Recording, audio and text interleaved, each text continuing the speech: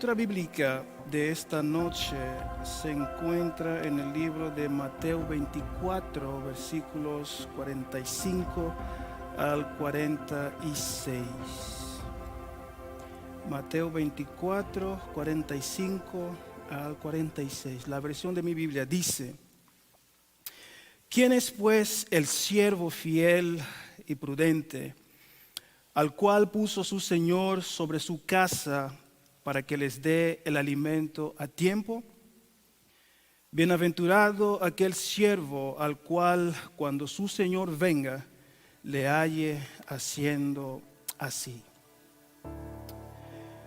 La palabra siervo aquí en este texto que acabamos de leer significa literalmente esclavo. Y de acuerdo con los comentaristas del libro de Mateo, en la época de Jesús habían algunas familias abastadas, habían algunas familias ricas que tenían grupos de esclavos. Y de entre estos esclavos, de paso, piense en la esclavitud un poco fuera de lo que sucedió cuando los primeros esclavos llegaron aquí a este país. La esclavitud en la época bíblica no era tanto por cuestiones étnicas, y el mismo trato con los esclavos en ese entonces era diferente. Entonces, de entre estos grupos de esclavos que cierta familia rica poseía, había un esclavo administrador. Es lógico que es un anacronismo. Sin embargo, era una especie de gerente de los demás esclavos del grupo. Conocemos el caso de José cuando fue vendido por sus hermanos ahí en Egipto. Y sabemos que José, a pesar de ser vendido como un esclavo, José llegó a ser el gobernador de la casa de Potifar. Y después de ser falsamente acusado por la mujer Potífera, fue enviado a la cárcel. Y a pesar de ello, a pesar de ser un esclavo, a pesar de ser un prisionero, José llegó a ser el jefe de los esclavos. Dando secuencia al texto, este esclavo que tenía esta posición un poco más elevada, era el encargado de alimentar a los demás esclavos en la ausencia del Señor. Cuando el jefe de cierta familia o de esta familia salía de viaje, él dejaba este esclavo administrador como el responsable para poder alimentar a los demás esclavos, de tal manera que era de su obligación alimentar debidamente a cada uno de los esclavos, porque es obvio que mal alimentados ellos no tendrían fuerzas para poder trabajar en condiciones. Ahora, cuando Jesús usa esta situación de aquella época, su intención es decir que de la misma forma es mi deber, es tu deber como siervos de Dios, como esclavos de Jesús en el buen sentido de la palabra. En su ausencia, desde que Jesús ascendió al cielo, es nuestro deber alimentar correctamente a la gente que vive en esta generación. Darles el desayuno en la hora del desayuno, darles la comida en la hora de la comida y darles la cena en la hora de la cena. O sea que Jesús está diciendo: alimente debidamente el rebaño, las personas viviendo en determinadas épocas de la historia de la humanidad. Y lo curioso es que Jesús no nos pidió hacer lo que Él mismo no haya dado ejemplo. Dice la palabra de Dios que un día de sábado, eso está en Lucas 4, el versículo 16 en adelante, que Jesús fue invitado para ministrar la palabra en la sinagoga. Él abrió la Biblia lógico que no era como las Biblias que tenemos hoy día, pero se le fue dado el rollo del libro de Isaías. Y Jesús empieza a decir allí: el Espíritu del Señor está sobre mí porque me ha ungido para anunciar el Evangelio a los pobres. Y ahí sigue el texto bíblico. Y cuando Jesús estaba hablando y leyendo el texto, la sinagoga daba gritos y ellos decían: amén, gloria a Dios, aleluya. Inclusive algunos decían: ¿no es este el hijo de José? Gloria a Dios. Y de repente Jesús dice en el verso 21, gracias. De repente Jesús dice en el verso 21: hoy se ha cumplido esta escritura delante de vosotros. O sea, Jesús estaba predicando un mensaje viejo, un mensaje supuestamente antiguo, pero dando un significado presente y actual para el contexto de la iglesia en aquella época, alimentando al rebaño con un mensaje que fuese efectivo, un mensaje que cambiase vidas, un mensaje que tuviese un significado en la vida de aquellas personas. Y si nosotros analizamos el texto, vamos a ver que esto es lo que Jesús está diciendo aquí. Y es curioso que Elena de White, cuando interpreta el texto que leímos en Mateo 24, ella matiza justamente en el punto que acabamos de tocar. Y en la Biblia nosotros sabemos que el alimento, ¿cómo se dice? El pan. ¿Qué representa el alimento o el pan en la Biblia?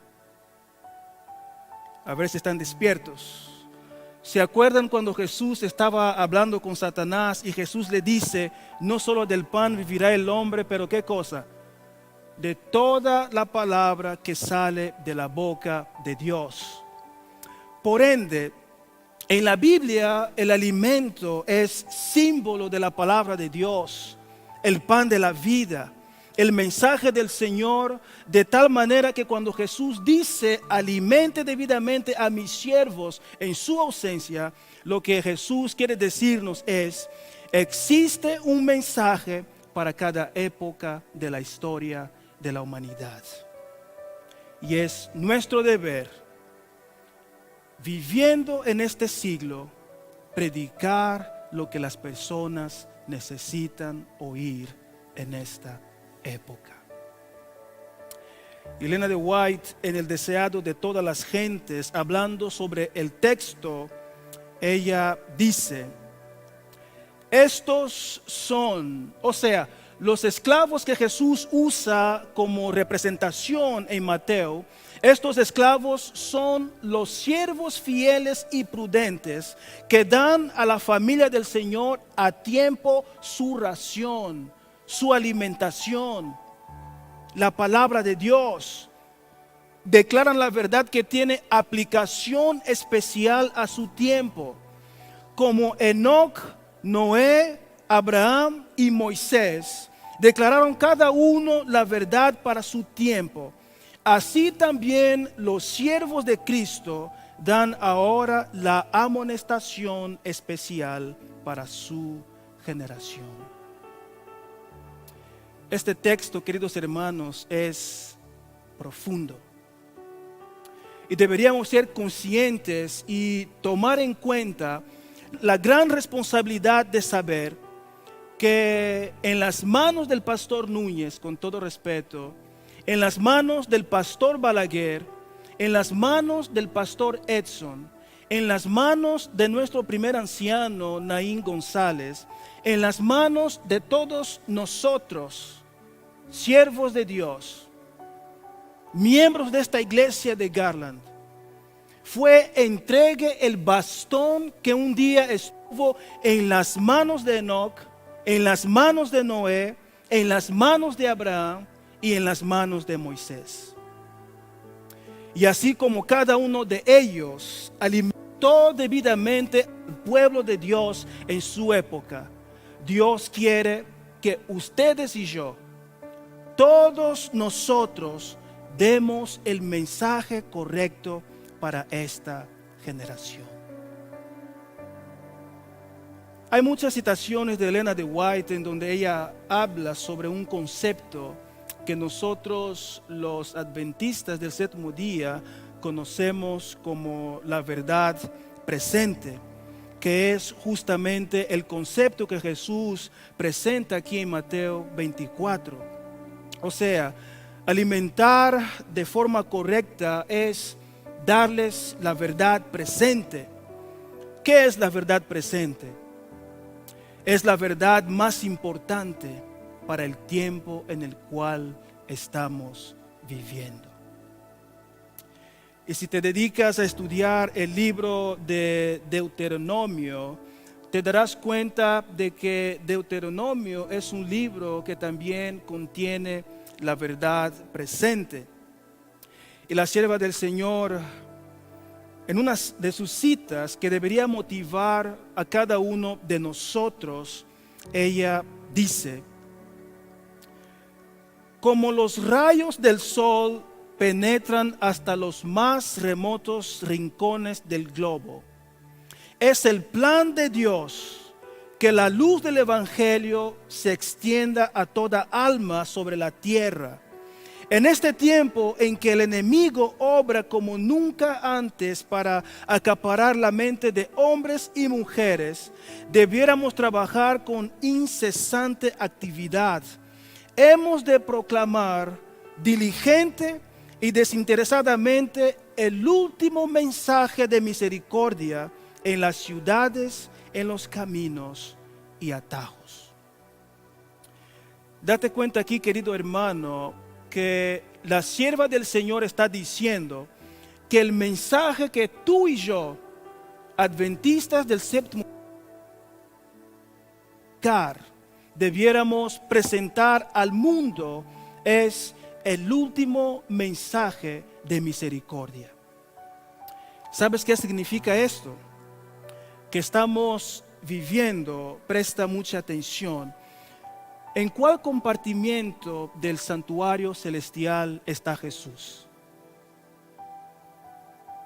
En el Santísimo, que es el tercero y el último compartimiento, ¿cierto? Y además, cuando estudiamos Apocalipsis, entendemos que estamos en la última de los 3 mensajes angélicos. Por ende, Jesús está en el último compartimiento, en la época del último mensaje, y de las 7 iglesias del Apocalipsis, ¿en cuál iglesia estamos viviendo nosotros? ¿En cuál? La última. La iglesia de la Odisea. ¿Y sabes qué significa esto? Que es muy probable que en esta generación, siendo la última generación, veremos a Jesús volviendo en las nubes del cielo con poder y gran gloria. Pero todo depende también de que cada uno de nosotros cumplamos con la misión que se nos fue incumbida. Cada uno de nosotros debemos de trabajar en este sentido para apresurar la venida de nuestro Señor Jesucristo. Y sigue diciendo ella: se ha de llegar a todas las clases. Mientras trabajemos, nos encontraremos con diferentes nacionalidades. Ninguna ha de quedar sin ser amonestada. Un mundo aguarda para oír el mensaje de la verdad presente. Queridos hermanos, esto nos quiere decir que el mundo no está esperando para escuchar solamente mensajes psicoterapéuticos. El mundo no está esperando escuchar mensajes motivacionales, nada más. Mensajes de superación personal, mensajes de prosperidad, nada más. El mundo no está esperando solamente escuchar mensajes sobre familias. No, queridos hermanos. Dice la sierva del Señor que el mundo espera para oír. El mundo está esperando oír el mensaje de la verdad presente. ¿Puedes imaginarte lo que significa esto? Mire a tu alrededor. Mire a tus vecinos, mire a tus compañeros de trabajo, mire a tus compañeros de la escuela. Mire inclusive el rostro de aquellas personas que son parte de tu familia. Tus hijos que no quieren saber nada de Dios. Y cuando mires en el rostro de estas personas, sepa que ahí está un corazón anhelando, deseando para oír el mensaje de la verdad presente, deseando escuchar este mensaje que Dios nos entregó como adventistas del séptimo día para ser proclamada en esta generación. ¿Sabes qué pasa? Desafortunadamente hoy día la iglesia está viviendo en la época del políticamente correcto. Y cuando hablo de la iglesia, hablo de la iglesia cristiana en general. Nosotros entendemos más que aquellas personas que todavía no conocen esta verdad. Están perdidas. Vivimos en una época en donde la placa de la iglesia nos salva y Dios es uno solamente. Entonces no importa a la iglesia que tú asistas, no importa el camino que tú sigas, todos te llevarán al mismo Dios. Hemos perdido el sentido único y el deber inclusive de que nosotros debiéramos ir atrás de estas personas que están deseando la verdad presente. Y sin esta verdad, estas personas están perdidas. Sin esta verdad, estas personas no podrán conocer a Dios. Sin esta verdad, estas personas no podrán prepararse para el gran día. No sé cuál sea tu caso, pero cuando pienso que Jesús viene pronto, miro mi vida y me pregunto si realmente estoy preparado. ¿Has parado para pensar si tú realmente estás preparado? ¿Has parado para pensar si los miembros de tu familia están preparados? ¿Has parado para pensar si realmente tú y tu casa están esperando al Señor? Si todos en tu casa y tu familia en general conocen esta verdad presente que liberta, que cura y que salva. ¿Has parado para hacer este análisis? El mundo nos está mostrando que Jesús viene pronto. Y todos estamos deseosos, anhelando encontrarnos con nuestro Señor. Pero la pregunta es, ¿estamos realmente preparados, queridos hermanos?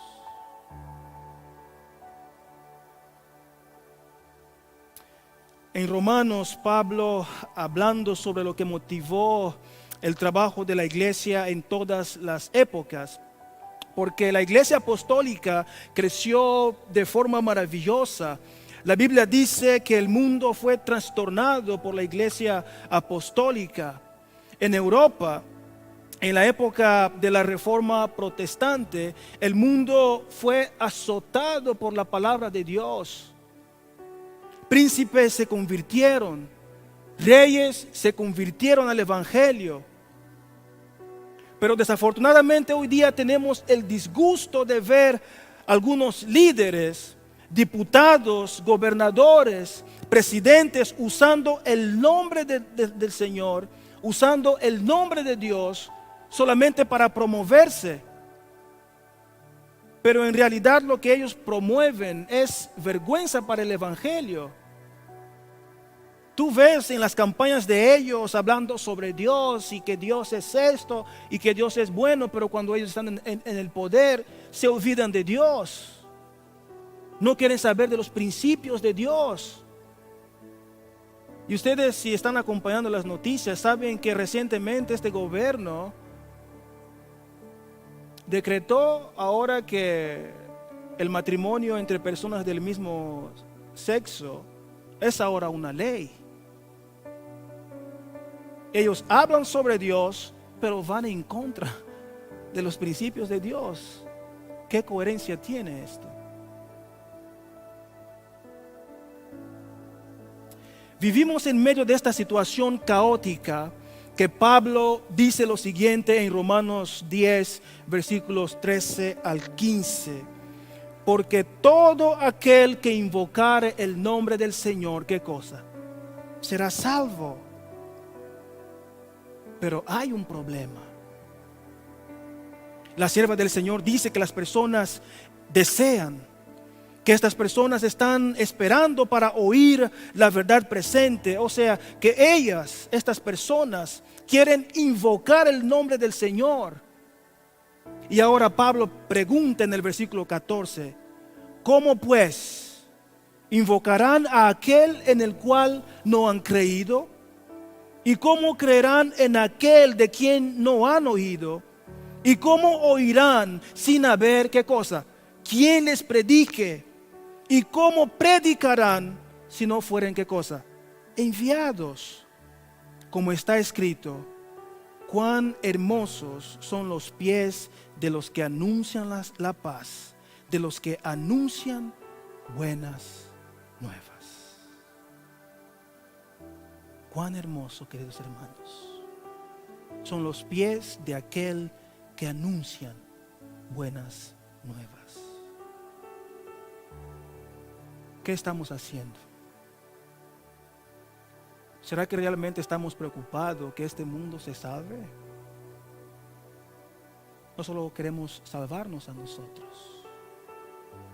Ni siquiera esto. ¿Será que tú y yo realmente estamos preocupados en salvarnos también? ¿En predicarnos a nosotros mismos? ¿Estamos siendo misioneros? Quiero enseñarles cómo este espíritu de entender que las personas sin Cristo y sin la verdad están perdidas fue el motor de grandes hombres y mujeres de Dios a lo largo de la historia.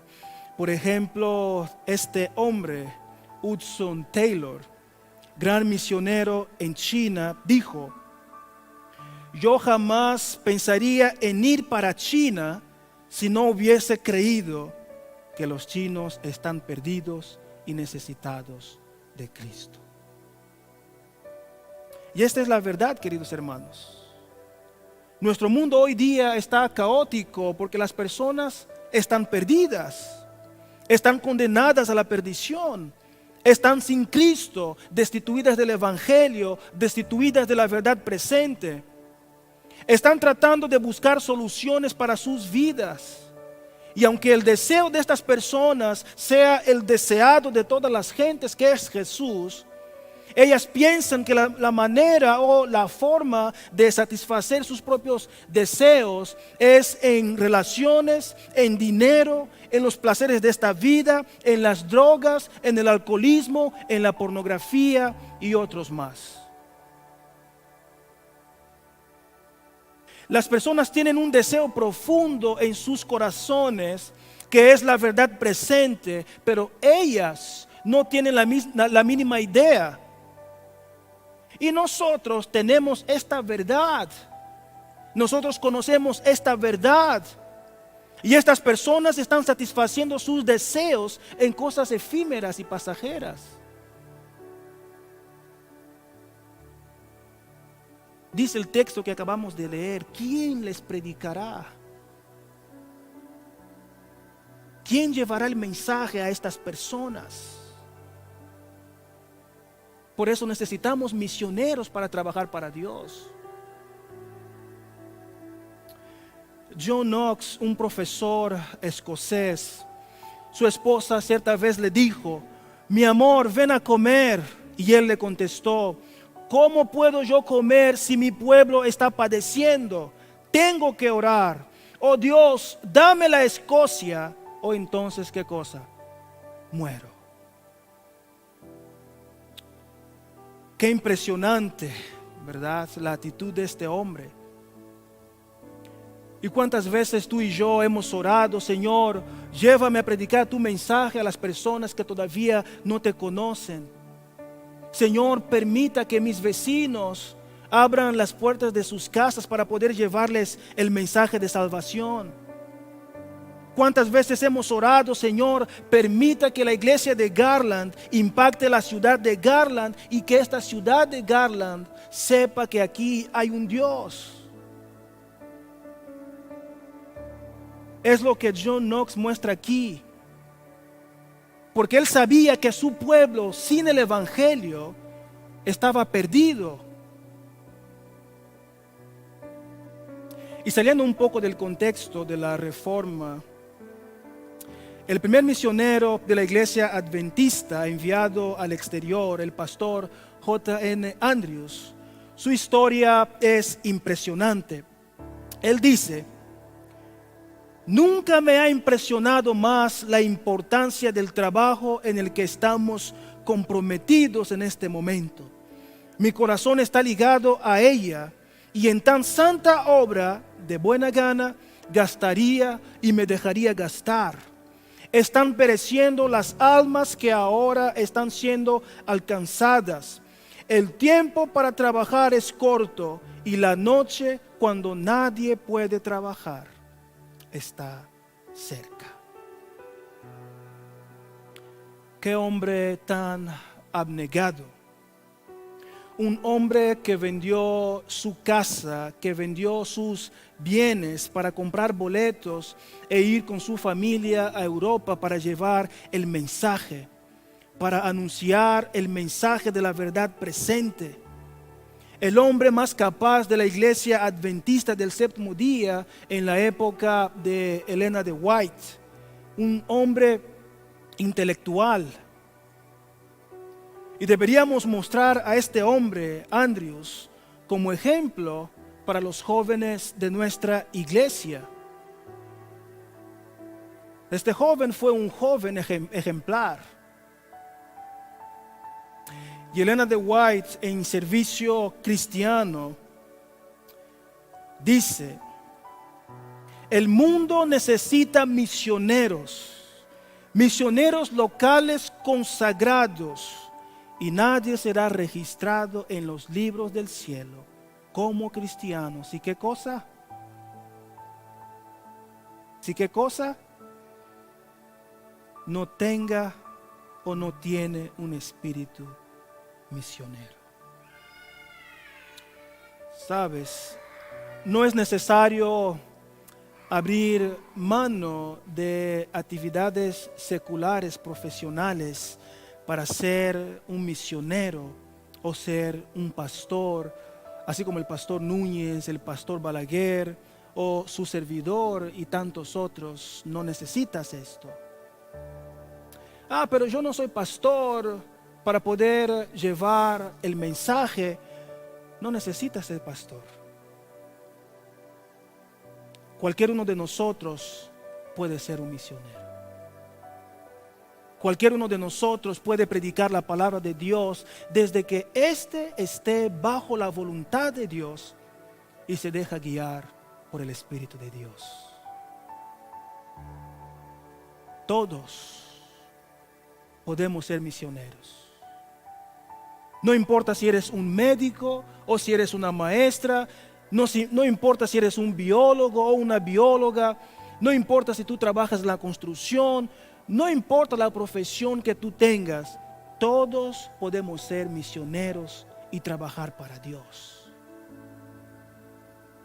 La intención de Dios aquí es mostrar que su mensaje necesita permear su vida en la sociedad, de tal manera que la sociedad sea impactada con tu testimonio de vida a través del Santo evangelio. Queridos hermanos, la iglesia de Dios es convocada para predicar el último mensaje de misericordia a un mundo perdido. No solamente es responsabilidad de los pastores. Todos aquellos que un día aceptaron a Cristo como su Salvador personal deben trabajar para la obra de Dios.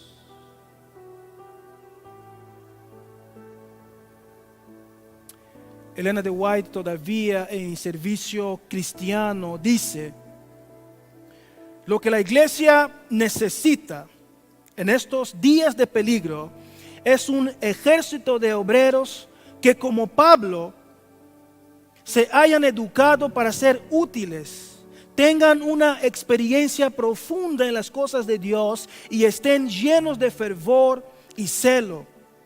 Se necesitan hombres santificados y abnegados, hombres que no equivoquen las pruebas y la responsabilidad, hombres valientes y veraces, hombres en cuyos corazones Cristo constituya la paz, esperanza, o mejor, hombres en cuyos corazones Cristo constituya la esperanza de gloria, y quienes con los labios tocados por el fuego santo prediquen la palabra. Por carecer de tales obreros, la causa de Dios languidece, y errores fatales, cual veneno mortífero, corrompen la moral y agotan las esperanzas de una gran parte de la raza humana.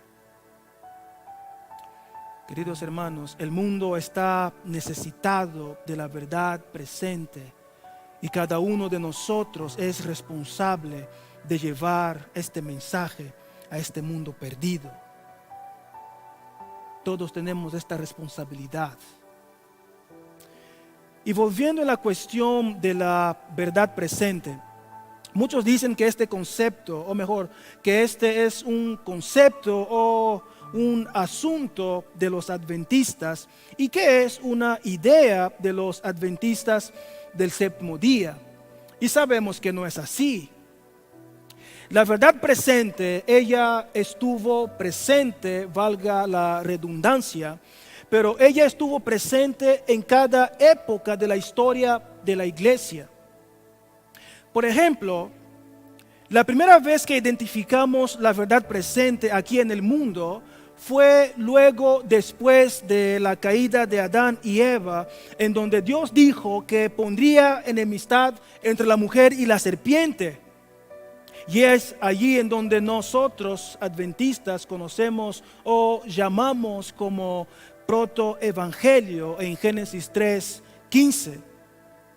Entonces, la verdad presente de la época de Adán era: mira, la serpiente herirá el calcañar de un sustituto que yo enviaré para morir en lugar de vosotros.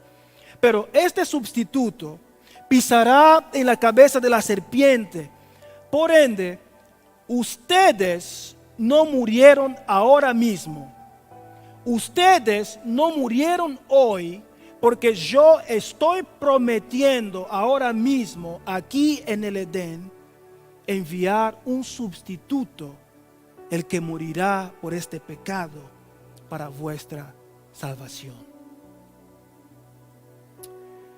Pero pasaron aproximadamente 1656 años después de la caída de Adán y Eva, y el mundo ya era otro. El mundo ya estaba corrompido, el ser humano ya era malo, era corrupto, el ser humano estaba endemoniado y ya era un pueblo idólatra. Y Dios levanta un hombre llamado Noé y le dice a Noé: mira, mi hijo, tengo un mensaje para que prediques en esta época. ¿Durante qué cosa? 120 años. ¿Y qué mensaje era? ¿Qué mensaje era? Que el mundo sería destruido por las aguas del diluvio. Era verdad presente. Obvio que en la época de Noé Pero hoy día el mundo ya no va a ser destruido con un diluvio. La Biblia dice que el mundo va a ser destruido ¿con qué? Con fuego. Pero la verdad presente que Dios incumbió a Noé de predicar en su época no era un mensaje de superación personal, no era un mensaje sobre cómo ser rico, sobre familias, sobre matrimonios felices, sobre cómo tener éxito en la vida, o mensajes de ser próspero aquí en la tierra. La verdad y el mensaje más importante que Dios le incumbió a Noé en su época y que era el fundamento de su predicación era que el mundo sería azotado por el juicio y la ira de Dios a través del diluvio. Y la cosa no quedó solamente allí. La única forma de que estas personas pudiesen ser salvas y que era el elemento de la gracia en el mensaje de Noé era ¿qué cosa? Entrando en el arca. Este era el elemento de gracia en el mensaje de Noé. Que si las personas quisieran ser salvas, deberían ¿qué cosa? Escuchar el mensaje y entrar en el arca. Y cuando leía esta historia en el espíritu de profecía, ahí en Patriarcas y Profetas, me quedé asombrado con la necedad de este pueblo. Mientras Noé predicaba, mientras Noé construía el arca y el pueblo se burlaba de él. El pueblo decía: Noé, tú estás loco. ¿Cómo es que el mundo va a ser destruido con diluvio, con aguas? Porque el pueblo en ese entonces no había conocido lo que es lluvia. Porque salía un rocío de la tierra que regaba la tierra.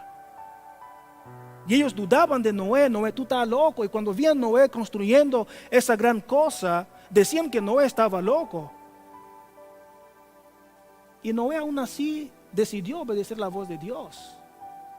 Siguió predicando el mensaje. Siguió construyendo el arca. Y dice el espíritu de profecía que cuando Noé terminó de construir el arca, todavía predicó el último mensaje de misericordia. Oye, el mundo va a ser destruido por aguas de diluvio, entren en el arca. Pero el mundo se burlaba de él. Dice que cuando Noé estaba predicando y cuando todavía el pueblo estaba riéndose y burlándose de Noé, de repente hubo un silencio. Y los ángeles de Dios dirigían a los animales salvajes en el arca. Y esos animales venían de dos en dos. Y cuando el pueblo vio ese escenario, que los animales venían de dos en dos, algo que ellos nunca habían visto, y se quedaron atónitos, se quedaron sorprendidos y boquiabierta, pero ¿qué es lo que está pasando? Y dice que en aquel momento ellos fueron consumidos por miedo, por un temor. Y mire lo que ellos hicieron. En lugar de realmente prestar atención a lo que estaba sucediendo, salieron corriendo y fueron a sus dioses, a sus ídolos, a sus palos que no tienen vida, que no escuchan, y estaban preguntando: oye, ¿será que realmente, hablando con un palo, con una estatua, ¿será que realmente el mundo va a ser destruido? Y algunos salieron y fueron a los filósofos para preguntar qué era lo que realmente estaba pasando. ¿Y qué les decían? ¿Qué dijeron los filósofos? No se preocupen, no está loco, el mundo no va a ser destruido con aguas de diluvio. Y ahí calmó un poco su miedo y volvieron y empezaron a reírse y a burlarse otra vez de Noé. Y cuando los animales entraron en el arca, dice que los ángeles cerraron las puertas. Y pasó el primer día. Y el pueblo estaba a la expectativa para ver lo que iba a suceder. Pasó el primer día, nada sucedió. El segundo día, nada sucedió. El tercer día, nada sucedió. Y ahí el pueblo salió otra vez y rodearon el arca y empezaron a gritar: Noé, tú estás loco, sal de allí, vas a morir allá adentro con estos animales que están hediendo. Pero dice que de repente el cielo se oscureció. Y de repente empezaron a caer las primeras gotas. Y cuando el pueblo vio que el mensaje de Noé era verdadero, ahora empezaron a correr y gritando para que Noé abriera la puerta para que ellos entraran. Pero ya era tarde y más hora, porque los ángeles cerraron las puertas y tenían que sostener, porque esa construcción que Noé hizo sin la ayuda de los ángeles no hubiese resistido a los impactos de estas aguas. Y hoy así también está nuestro día hoy, que los pastores están predicando, los hermanos están predicando y estamos ignorando. Y la Biblia nos está anunciando que en los últimos días vamos a ver enfermedades, vamos a ver guerras, vamos a ver virus, pero nosotros no estamos prestando atención. Recientemente se dio lo del coronavirus. Y algunos, simplemente la fe de ellos se desmoronó y se salieron de la iglesia. Pero los que estaban afuera, sabiendo que realmente lo que había dicho la Biblia, que en los últimos días van a haber pestes y van a haber todo esto, rumores y rumores de guerra, regresaron con la pandemia. Pero la pandemia se calmó. ¿Y estas personas dónde están? Volvieron a su vida normal. Volvieron a su comodidad. Desafortunadamente. Pasamos un tiempo y llegamos en la época de Abraham. Y ahora la verdad presente en la época de Abraham, en el comienzo de su ministerio, cuando Dios lo llamó afuera de su carpa para poder enseñarle el cielo. Y la verdad presente de la época de Abraham era que Dios haría ¿qué cosa? Que Dios haría de él una gran nación. Pero pasaron aproximadamente 430 años desde que este mensaje fue dado a Abraham. Y cuando Abraham salió de Ur de los Caldeos, su familia ya era aproximadamente como de 1000 miembros. Pero cuando ellos fueron a la tierra de Gosén en Egipto, ya eran cerca de 2 millones de personas. Ya era un pueblo grande, pero todavía no era una gran nación. Todavía ellos no eran un gran pueblo porque faltaba todavía un lugar, faltaba un territorio para que Dios cumpliese con su promesa. Ahora, la verdad presente de la época de Moisés era, pues, ahora ustedes ya son un pueblo grande, teniendo en cuenta que ahora ustedes se han multiplicado, los voy a librar de las manos de los egipcios y los llevaré a una tierra en donde manan ¿qué cosa? Leche y miel, verdad presente. Puedes percibir cómo en cada época Dios tiene un mensaje especial. Sabes, los hombres y mujeres que se levantaron para predicar este mensaje no lo hicieron porque ellos fueron privilegiados o porque ellos simplemente fueron los elegidos. Estas personas lo hicieron porque ellos aceptaron el desafío de Dios en su época de llevar este mensaje a las personas. Y seguimos más adelante aún, voy un poco rápido, en la época de Jeremías y Esdras. Y es interesante que en la época de Jeremías y Esdras podemos notar cómo la verdad presente era específica para cada época. La verdad presente en la época de Jeremías era que el pueblo tenía que ir a Babilonia, que el pueblo no tenía que resistirse a los babilonios, que ellos no se unieran con los egipcios, que no hicieran alianzas con otros pueblos, que debieran entregarse a Nabucodonosor, porque Nabucodonosor es siervo de Dios y que Dios iba a usar a Nabucodonosor para poder amonestar al pueblo de Dios. Pero pasaron aproximadamente 70 años después y llegamos en la época de Esdras. Y el mensaje de Esdras era diametralmente opuesto del mensaje de Jeremías. Mientras Jeremías decía que el pueblo tenía que ir a Babilonia, Esdras decía ¿qué cosa? Que el pueblo tenía que salir de Babilonia y volver a Jerusalén. Tenemos también a Juan el Bautista con su mensaje de arrepentimiento, preparando el camino. Tenemos también a Martín Lutero. ¿Se acuerdan de Martín Lutero? ¿Cuál era el mensaje más importante en la época de Lutero? ¿Se acuerdan del contexto en que estaba viviendo Martín Lutero?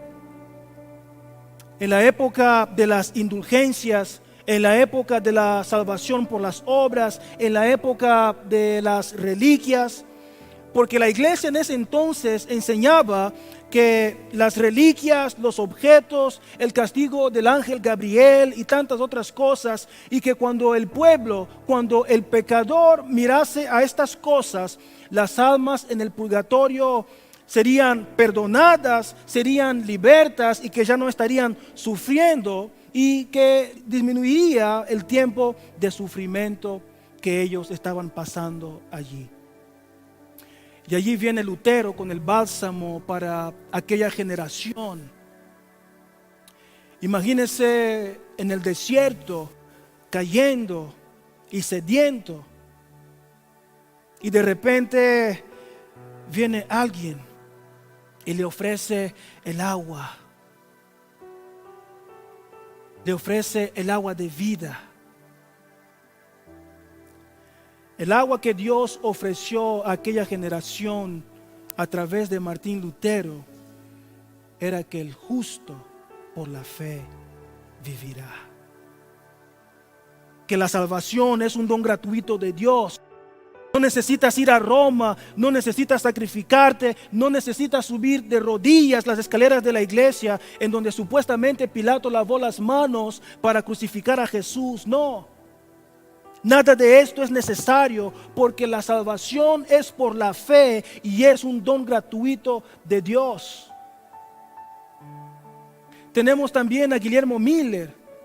¿Cuál fue el mensaje más importante en la época de Guillermo Miller? Este hombre predicó grandemente que dio el origen de la iglesia adventista.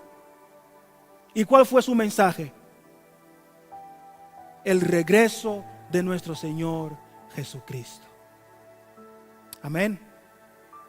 Y ahora llegamos aquí en el tiempo del fin, en donde nos interesa más. ¿Qué es lo que Dios espera de ti y de mí en esta época?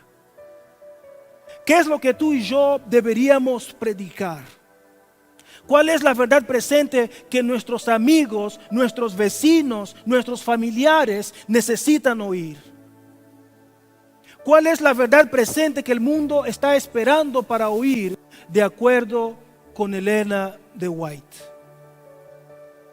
Y debo decirles, queridos hermanos, que esta es una generación, o mejor, la generación en la que estamos es una generación desafiadora. Vivimos en una época difícil para predicar la palabra de Dios. Estamos en una generación que ha popularizado la muerte de Jesús. Muchas personas inclusive creen que Dios murió y que no necesitan de Dios para poder sobrevivir. Una generación que cree en la ciencia y en la evolución y piensa que la Biblia es apenas un mito. Y su pensamiento de que el ser humano evolucionó tanto los lleva a pensar que no necesitan de la Biblia para poder explicar y dar significado a la vida. Estamos en una generación del pluralismo religioso. O sea, no importa la iglesia que vayas, da igual porque son muchas verdades, así piensan ellos. Estamos en una generación que se importa más con el exterior que el interior. Por eso que hoy día se valora más la estética que el contenido. Se valoriza más la imagen que la esencia. Estamos en una generación que ha perdido el sentido de la vida. Hoy día el ser humano ya no sabe más por qué vive.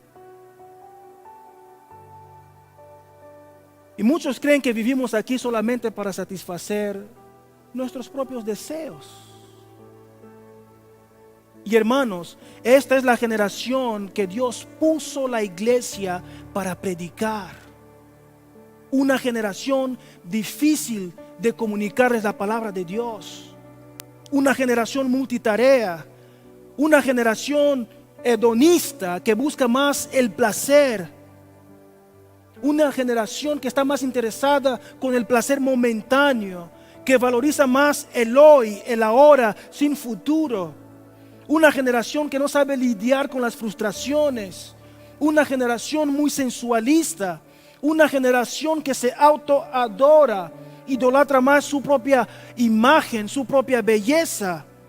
Una generación que ha roto los valores y principios del modelo cristiano.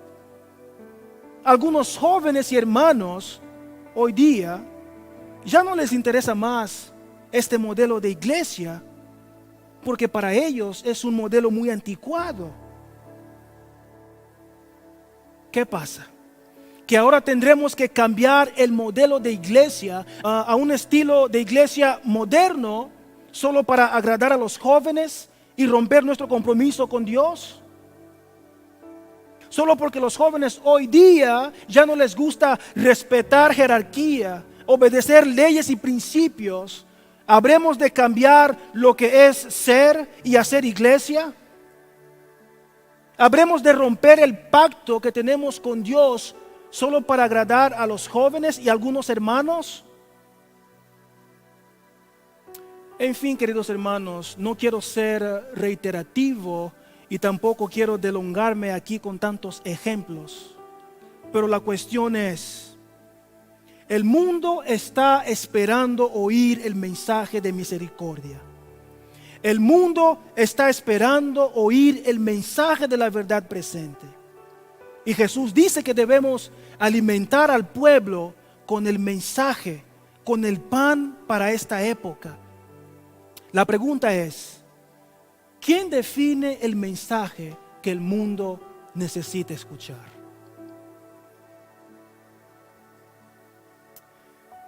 ¿Será que la cultura y el postmodernismo son los que determinan el mensaje de la verdad presente? Porque hoy día queremos transformar todo en postmoderno. Queremos transformar el púlpito en postmoderno. Queremos transformar la iglesia en postmoderno. Queremos transformar los sermones en postmoderno, la música en postmoderno. Queremos cambiar todo en postmoderno de tal manera que perdemos nuestra identidad, nuestra esencia. Entonces, ¿será que la cultura es la que determina cuál es el mensaje para esta época? No. ¿Será que quien determina el mensaje de la verdad presente son los miembros de la iglesia? No. ¿Será que quien determina el mensaje de la verdad presente soy yo cuando me estoy preparando para predicar, para traer el mensaje, que me freno y digo, creo que debo predicar sobre esto? También no.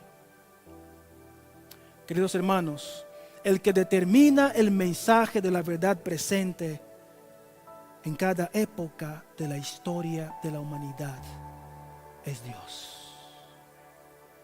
El mismo Dios, queridos, desde el nacimiento de la iglesia, desde la gestación de la iglesia adventista del séptimo día, nos enseñó cuál es el mensaje para esta generación. Y es impresionante que hoy día tenemos pastores, tenemos aún hombres de Dios comprometidos con este mensaje, comprometidos con el llamado de Dios en esta época difícil para defender y predicar este mensaje, el mensaje de la verdad presente. J.N. Andrews en Review and Heralds, 19 de mayo de 1851 dice: en el tiempo presente, ninguna porción de las Sagradas Escrituras interesa más profundamente a la iglesia de Cristo que ¿qué cosa? ¿Que qué cosa? que Apocalipsis 14. El pastor Francis Nichol, un siervo que se dedicó a la obra de Dios en 1935, dijo: la piedra de toque de nuestra predicación son los 3 mensajes del libro del Apocalipsis. El capítulo 14 proporcionó la nota clave para nuestro movimiento desde su inicio, y ahora, después de que hayan pasado todos estos años, estos 3 mensajes tienen un significado y una relevancia aún mayores que nunca. Quiero lanzarte un desafío, querido hermano. Estudie Apocalipsis 14.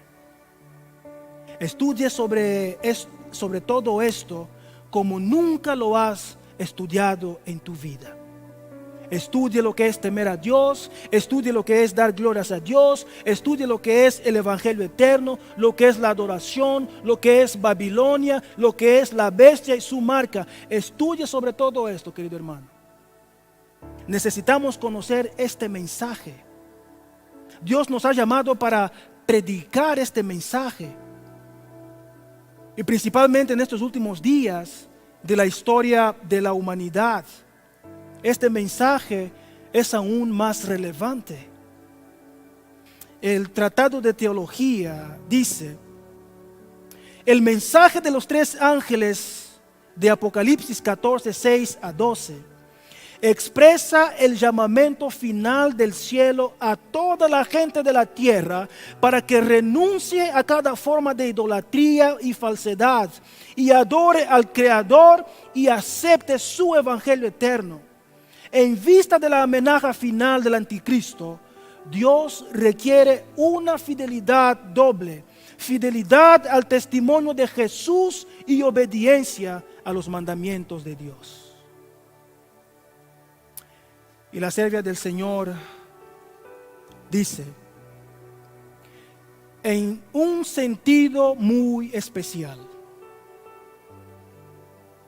los adventistas del 7º día han sido colocados en el mundo como centinelas y transmisores de luz. A ellos ha sido confiada la tarea de dirigir la última amonestación a un mundo que perece. La palabra de Dios proyecta sobre ellos una luz maravillosa. Una obra de la mayor importancia les ha sido confiada: proclamar los 3 mensajes del primero, segundo y tercer ángeles. Ninguna otra obra puede ser comparada con esta, y nada debe desviar nuestra atención de ella. Tenemos una gran responsabilidad, queridos hermanos. Pero yo no sé predicar, yo no tengo dónde hablar. Dios usó a Moisés cuando él dijo que no podía hablar, cuando él dijo que no podía predicar, cuando él dijo que no podía estar a frente del pueblo. Querido hermano, ponte en las manos de Dios. La iglesia te necesita.